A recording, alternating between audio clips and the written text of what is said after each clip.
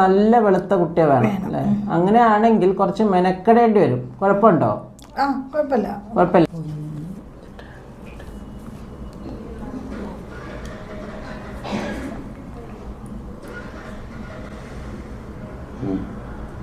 അപ്പോൾ രണ്ടാമത്തെ കുട്ടി കുറച്ച് കളറില്ലേ? അങ്ങനെയാണെങ്കിൽ ഒരു 3, 4, 5 അഞ്ചാമത്തെ കുട്ടിയെ പ്രസവിക്കുമ്പോഴത്തേക്ക് നല്ല വെളുത്ത കുട്ടിയെ നിനക്ക് കിട്ടും. ഓ, ഡോക്ടറിനെ ആക്കിയതാല്ലേ? ഡോക്ടറെ വിരൽ വെച്ചുള്ള കണക്കൂട്ടലൊക്കെ കണ്ടപ്പോൾ ഞാൻ കരുതി എന്തോ സയൻറ്റിഫിക് ആയിട്ട് പുതിയ കണ്ടുപിടുത്തങ്ങൾ എന്തോ വന്നിട്ട് എനിക്ക് പറഞ്ഞുതരാൻ വേണ്ടിയിട്ടാണെന്നാ.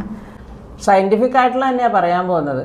കുങ്കുമപ്പൂവല്ല നമ്മളെ മക്കളെ കളറ് നിശ്ചയിക്കുന്നത്.